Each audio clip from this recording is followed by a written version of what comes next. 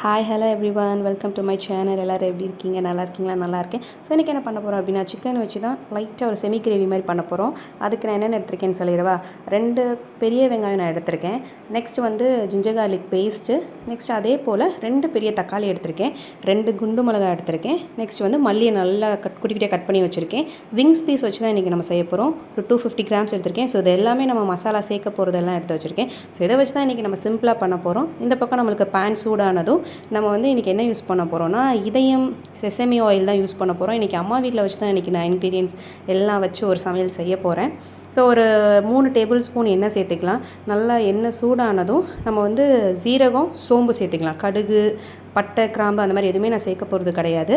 சோம்பு, அடுத்து வந்து சீரகம் தான் நான் சேர்க்க போகிறேன். அது ரெண்டுமே வந்து 1 டேபிள் ஸ்பூனுக்கு கொஞ்சம் கம்மியாக எடுத்து சேர்த்துருக்கேன். அது நல்லா பொரிஞ்சு வரட்டும். பொரிஞ்சு வந்தோடனே நம்ம எடுத்து வச்சுருக்கோம் பார்த்தீங்களா மிளகா, குண்டு மிளகா 2 எடுத்திருக்கேன். உங்களுக்கு குட்டி குட்டியாக வேணாலும் நீங்கள் நறுக்கிக்கோங்க, இல்லை பெருசாக வேணாலும் நீங்கள் எடுத்துக்கோங்க. இல்லை நீல மிளகா இருந்துச்சுனாலும் நீங்கள் அதையும் சேர்த்துக்கோங்க.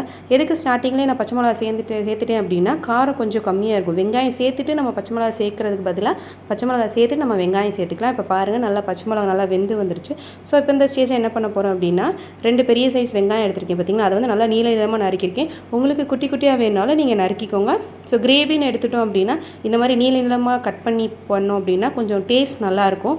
வெங்காயம் வந்து ஒவ்வொரு ஷேப்பில் நம்ம கட் பண்ண அதோட டேஸ்ட் வந்து வேறு மாதிரி இருக்கும். கிரேவிக்கு வந்து நம்ம இந்த மாதிரி நீல நீளமாக தயிர் வெங்காயத்தை கட் பண்ணுவோம் பார்த்தீங்களா, ஸோ அந்த மாதிரி கட் பண்ணி பண்ணோம் நல்லாயிருக்கும். நான் இன்றைக்கி வந்து நீளமாக தான் கட் பண்ணி போட்டிருக்கேன்.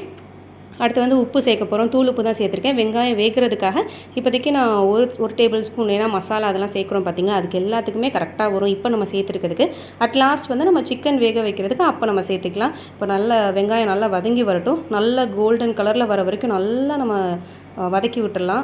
கிரேவிக்கு வந்து கொஞ்சம் நல்லா பேஸ்ட் மாதிரி இருந்தால் தான் நம்மளுக்கு சாப்பிட்றதுக்கு நல்லாயிருக்கும். வெங்காயம் வந்து கொஞ்சம் நெரிச்சின்னு இருக்கிற மாதிரி இருக்குன்னா அது கொஞ்சம் டேஸ்ட் நல்லா இருக்காது.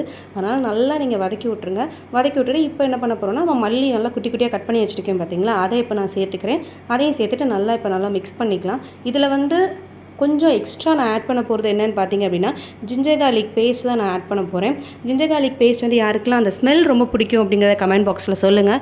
ஏன்னா நம்ம ஜிஞ்சர் அண்ட் கார்லிக் ரெண்டையுமே தனித்தனியாக ஸ்மெல் பண்ணுறப்ப வேறு மாதிரி இருக்கும். ரெண்டையும் மிக்ஸ் பண்ணுறப்போ அதோடய ஸ்மெல் வந்து அவ்வளோ சூப்பராக இருக்கும்.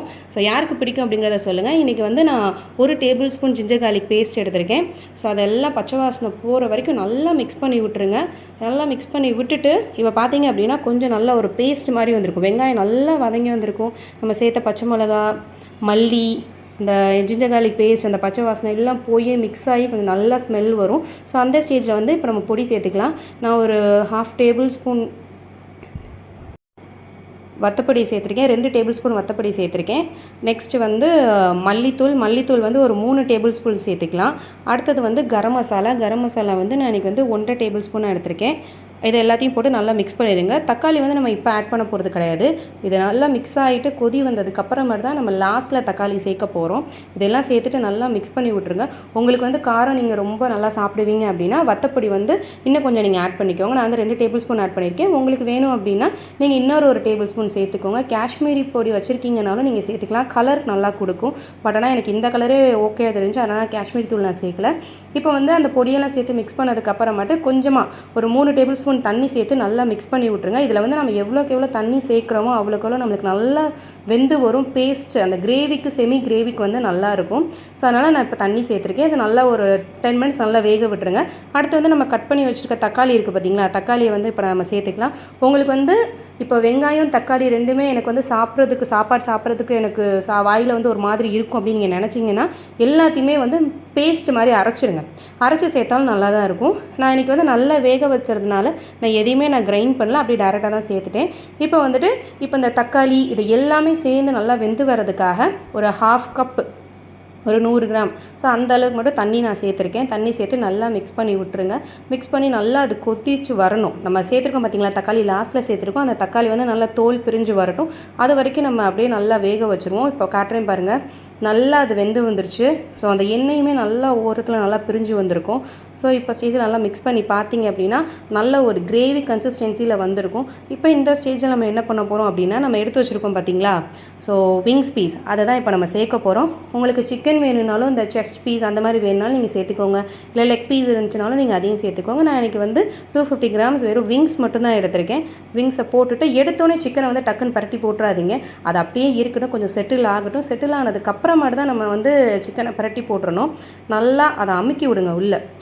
உடனே எடுத்தோடனே கீழேருந்து அப்படியே மேலே இது பண்ணிட வேணாம். கொஞ்சம் கொஞ்சமாக லைட்டாக நீங்கள் அதை ப்ரெஸ் பண்ணி விடுங்க. ப்ரெஸ் பண்ணி விட்டுட்டு அதுக்கப்புறமாட்டு நம்ம என்ன பண்ணணும்னா சால்ட் ஆட் பண்ண போகிறோம். ஆல்ரெடி நம்ம வந்து வெங்காயத்துக்கு தான் உப்பு போட்டிருக்கோம். இப்போ என்ன பண்ண போகிறோம் அப்படின்னா, இப்போ நம்ம சிக்கன் ஆட் பண்ணியிருக்கோம் பார்த்தீங்களா? ஸோ அந்த சிக்கனு, அந்த நம்ம ஃபஸ்ட்டு செஞ்சுருக்க மசாலா அதெல்லாம் ஜெல்லாகி வர்றதுக்காக இப்போ வந்து உப்பு சேர்க்க போகிறோம். ஃபஸ்ட்டு 1 டேபிள் ஸ்பூன் சேர்த்தேன். அதே போல் இப்போ நான் எடுத்துருக்க ஸ்பூனுக்கு 1 ஸ்பூன் நான் சேர்த்துருக்கேன். இதையும் சேர்த்துட்டு நல்லா மிக்ஸ் பண்ணி விட்ருங்க. நல்லா கீழேருந்து நம்ம வெங்காயம் தக்காளிலாம் வச்சுருக்கோம் பார்த்திங்களா, அந்த பேஸ்ட் எல்லாமே நல்லா மிக்ஸ் ஆகி வர மாதிரி நல்லா கீழேருந்து எடுத்து நல்லா வச்சுருங்க. வச்சுட்டு இது ஒரு 8 மினிட்ஸ் 8 or 10 மினிட்ஸ் நல்லா கொதிச்சு வரட்டும். இப்போ காட்டுறேன் பாருங்கள், நல்லா கொதிச்சு வந்துடுச்சு. ஓரத்துலேயும் லைட்டாக அந்த எண்ணெய் பிரிஞ்சு வந்திருக்கும். எல்லாமே பார்க்குறதுக்கு அவ்வளோ அழகாக இருக்கும். ஸோ இது வந்து நீங்கள் தயிர் சாதம் வச்சு நீங்கள் சாப்பிட்லாம். ஏன்னா ஒயிட் ரைஸோடு நீங்கள் அப்படியே அதை எடுத்து வச்சு சாப்பிட்லாம். நெக்ஸ்ட் வந்து தோசைக்கு நல்லாயிருக்கும். தோசைக்கு சைடிஷ் மாதிரி வச்சு சாப்பிட்றதுக்கு இதுக்கு நல்லாயிருக்கும். சும்மா சாப்பிட்றது கூட நல்லாயிருக்கும். சும்மா போர் அடிக்கிற டயத்துக்கு இதை செஞ்சுட்டு டிவி பார்த்துட்டே அப்படியே சாப்பிட்டாலும் நல்லா தான் இருக்கும். ஸோ இந்த மாதிரி ரெசிபி செஞ்சு பாருங்கள். வீட்டில் இது இருக்கிற பொருளை வச்சு தான் நான் செஞ்சுருக்கேன். ஸோ இதில் அடிஷ்னலாக வேறு எதுவும் நீங்கள் சேர்ப்பீங்களா, இல்லை சேர்த்தா நல்லாயிருக்குமா அப்படிங்கிறத நீங்கள் கமெண்ட் பாக்ஸில் சொல்லுங்கள். அட் லாஸ்ட் வந்து நம்ம மல்லி கட் பண்ணி வச்சுருக்கோம், குட்டி குட்டியாக கட் பண்ணி வச்சுருக்கோம் பார்த்தீங்களா, அதையும் போட்டு நல்லா ஸ்ப்ரெட் பண்ணி விட்ருங்க. பார்க்குறதுக்கு அவ்வளோ அழகாக இருக்கும். நெக்ஸ்ட் என்ன பண்ண போகிறோம் அப்படின்னா வந்து, உங்களுக்கு பெப்பர் வேணும் அப்படின்னா நீங்கள் பெப்பர் ஆட் பண்ணிக்கோங்க. அப்படி இல்லை அது வேணான்னா நீங்கள் அதை ஸ்கிப் பண்ணிக்கலாம். அது ஆப்ஷனல் தான். ஸோ அதை மூடி வச்சுருங்க. மல்லியெல்லாம் போட்டிருக்கோம் பார்த்தீங்களா, அதெல்லாம் போட்டுட்டு ஸ்டவ் ஆஃப் பண்ணிடுங்க. ஸ்டவ் ஆஃப் பண்ணிட்டு அப்படியே க்ளோஸ் பண்ணிடுங்க. க்ளோஸ் பண்ணிட்டு திரும்ப ஒரு 5 மினிட்ஸ் கழித்து பார்த்தீங்க அப்படின்னா நல்லா அது செட் ஆகிருக்கும். செட் ஆனதுக்கப்புறமாட்டு பெப்பர் வேணும்னு நினச்சிங்கன்னா மட்டும் நீங்கள் பெப்பர் மேலே போட்டுக்கோங்க. ஏன்னா பெப்பர் மேலே தூவி சாப்பிட்றதுக்கு அதுவும் ஒரு டேஸ்ட் நல்லா தான் இருக்கும். ஸோ இந்த ரெசிபி பிடிச்சிருந்துச்சுன்னா லைக் பண்ணுங்கள், ஷேர் பண்ணுங்கள், மறக்காமல் சப்ஸ்கிரைப் பண்ணுங்கள். Thank you for watching. Tata bye.